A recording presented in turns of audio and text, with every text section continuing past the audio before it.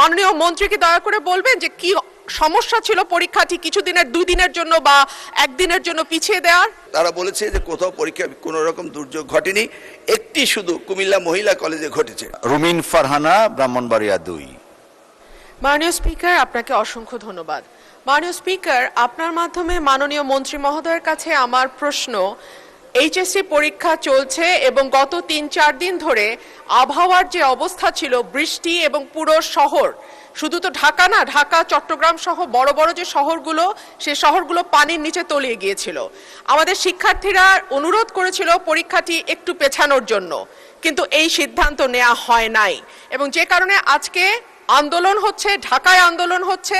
আমি মাননীয় মন্ত্রীর কাছে প্রশ্ন রাখছি, এইচএসসির মতো একটি অত্যন্ত গুরুত্বপূর্ণ পরীক্ষা যেটার উপর নির্ভর করে আগামীতে একটা ছেলে বা মেয়ের ভবিষ্যৎ কোন দিকে যাবে, সেরকম একটা পরীক্ষা এবং ফিজিক্সের মতো কি বলবো, one of the most important subjects যেটা সায়েন্সের জন্য, মাননীয় মন্ত্রীকে দয়া করে বলবেন যে কি সমস্যা ছিল পরীক্ষাটি কিছুদিনের 2 দিনের জন্য বা একদিনের জন্য পিছিয়ে দেওয়ার? ধন্যবাদ মাননীয় স্পিকার। ধন্যবাদ মাননীয় সদস্য। মাননীয় শিক্ষামন্ত্রী। মাননীয় স্পিকার, আপনার মাধ্যমে মাননীয় সংসদ সদস্যকে অশেষ ধন্যবাদ। পরীক্ষা আমরা নিয়ে থাকি সারা বাংলাদেশে, এসএসসি পরীক্ষায় প্রায় 2700 সেন্টার রয়েছে। RICL TMX, যুগের পর যুগ স্থাপনা থাকে মজবুত এবং 64টি জেলায় এই 2700 সেন্টার একত্রে পরীক্ষা শুরু হয়। ইতিমধ্যে আপনারা শুনেছেন যে চট্টগ্রামে যখন এই ফ্লাড হলো, তখন আমরা একে একে প্রথম রাঙ্গামাটি, বান্দরবন, পরে আমরা খাগড়াছড়ি এবং এরপরে আমরা চট্টগ্রাম পুরা বোর্ডের পরীক্ষা আমরা বন্ধ করে দিয়েছি। আমরা লক্ষ্য করেছিলাম বৃষ্টি হচ্ছিল এবং আমরা মনিটরিং করছিলাম। সেই সাথে মনিটরিংয়ের সময় আমরা 64টি জেলার এসপি এবং 8টি বিভাগীয় কমিশনার এবং প্রত্যেকটি বোর্ডের চেয়ারম্যান, ইউনো সকলের সাথে আমরা কথা বলেছি এবং ওয়েদারম্যান আমরা ব্রডকাস্টিংয়ের জন্য তাদের সাথেও কথা বলেছি।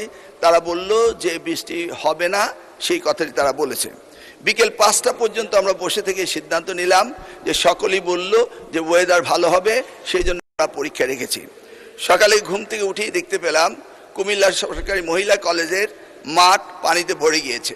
সাথে সাথে আমরা মেয়র সাহেবকে, ফায়ার ডিপার্টমেন্টকে, পুলিশকে, ডিসিকে বললাম যে এই পরীক্ষা কেন্দ্রে স্থানান্তরিত করার জন্য।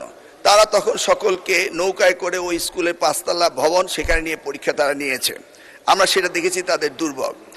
তাছাড়া বাংলাদেশে, সারা বাংলাদেশে আমরা ডিসিদের সাথে কথা বলেছি এবং ইউনিয়নের সাথে, তারা বলেছে যে কোথাও পরীক্ষা কোনো রকম দুর্যোগ ঘটেনি, একটি শুধু কুমিল্লা মহিলা কলেজে ঘটেছে। এবং সেই সাথে ফিজিক্সের প্রশ্ন 6 এবং 7, এই 2টি প্রশ্ন ভুল হয়েছে। মাননীয় স্পিকার, আমরা দায়িত্ব পেয়েছি মাত্র 4 মাস। কোশ্চেন মডারেটর, আগের কোশ্চেন মডারেটর কোশ্চেন করেছিল। আপনি জানেন যে কোশ্চেন মডারেট করতে হলে এই প্রক্রিয়াটি 2 বছর আগে থেকে শুরু করতে হয়। আমরা এসে কোনো কোশ্চেন তৈরি করতে পারিনি। বিগত গভর্নমেন্টের যে মডারেটর ছিল তারাই কোশ্চেন করেছে। তবুও আমরা তাৎক্ষণিকভাবে ঘোষণা দিয়েছি যে ফিজিক্সের 6 এবং 7 2টি কোশ্চেন ভুল হয়েছে, সেটাকে আমরা ফুল ক্রেডিট দিয়ে দেব, সেটা আমরা বলেছি। এবং পরীক্ষা যথাযথ হচ্ছে কিনা সেইভাবে সাহায্য সহযোগিতা করার জন্য আমরা সকলকে প্রস্তুত রেখেছিলাম। আজকেও আমরা সারাদিন কথা বলেছি এবং প্রত্যেকটি আমাদের সাথে যারা স্টেক হোল্ডার রয়েছেন তারা বলেছে পরীক্ষা সুন্দর হয়েছে, সুস্থ হয়েছে। একটি জায়গায় শুধু কুমিল্লা সরকারি মহাবিদ্যালয় এই ঘটনাটি ঘটেছে এবং সেখানে পরীক্ষা সুন্দর হয়েছে। আমরা নির্দেশ দিয়েছি যে পরীক্ষা বিলম্বতে শুরু করার জন্য এবং যে মেয়েটি কাপড় ভিজে গিয়েছিল বাড়ি থেকে কাপড় আনা হয়েছে, 1 ঘন্টা পরে পরীক্ষা নেওয়া হয়েছে এবং পরীক্ষার সময়সীমা বাড়িয়ে দেওয়া হয়েছে।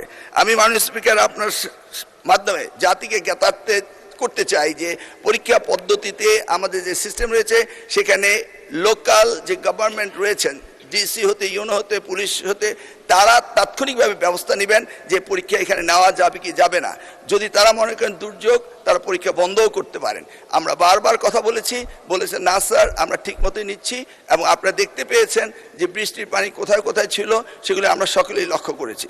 কোমলমতি সন্তানদের জন্য আমাদেরও মায়া রয়েছে মাননীয় স্পিকার, সেই জন্য আমরা সবসময় মনিটরিং করি।